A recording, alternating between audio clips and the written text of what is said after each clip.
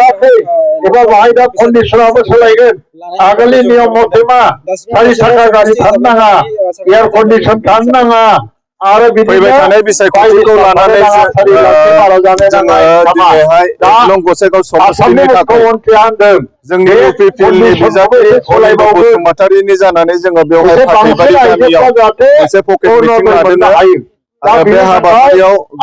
जोंनि रायजो राजा बिथांमोना बाहागो लाफैदों बेयाव बर'फोरजों लोगोसे बिथांमोना जोबोद गोजोननाय मोनदों जेरैबायदि पाब्लिकनि मोनसे रेसपन्स जोंनि हांख्रायनायखौ गनायनानै बिथांमोना अखा हाब्लाबो बोथोर गाज्रिब्लाबो दिनै समय हरबाय बे मेलाव बाहागो लाफैदों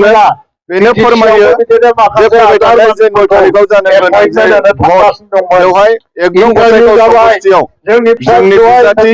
अनिल बसुमतारी बिथाङा देरहानो थांगासिनो दङ आसाम गभर्नमेन्टआ एपइन्टमेन्ट होनो बा इन्टारभिउ होनानै जोंनि इन्टारभिउआवबो पास जाबाय एपइन्टमेन्ट होनो बाखिसै नाथाय इउपिपिएल हिसाबै जोङो बे खेबावहाय जोङो हारसिङैनो जोङो इलेक्सनाव जोङो बाहागो लादों आरो बिटिआरनि 15था समस्ति दङ बे 15था समस्तियावबो जोङो बिजाथि होदों आरो बेनि बादै बिटिसिनि बाहेरा मोनब्रै समस्तियाव जोङो बिजाथि होदों गासै जे 19था जे जोङो समस्तियाव जोङो बाहागो लादों बेनि गेजेराव जोङो 10 निफ्राय 12था समस्तियाव जोङो देरहागोना जोंना रोखा जानानै दङ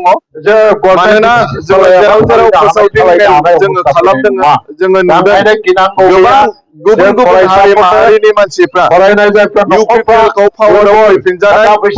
जोंनि इउपिपिएलनि एमएलए खौ देरहाजानायखौ लुबैदों मानोना बे थांनाय दान मोनब्रै मोनबायाव गासिबो हारि माहारिनि मानसिफ्रा नुदों जे हाग्रामा महिलारिया बिटिएफआ सरकाराव फैफिननायनि उनाव जोंनि बे बिटिआरआव मोनसे असान्ति परिबेस जानानै दङ बेखौ रायजो राजा बिथांमोना साबजानाय मोनाखै जायनि थाखाय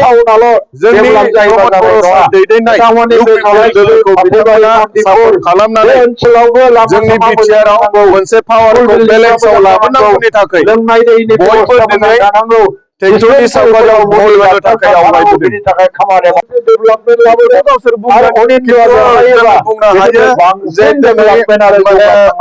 बर'ल' नङा गुबुन गुबुन हारि माहारिनि मानसिफ्रा इउपिपिएलखौ अनसायदों आरो माने जेखि बुङा इन्डिया मानोना थांनाय बाराव बिपिएफआ गोबां हारि माहारिफोरखौ थगायबाय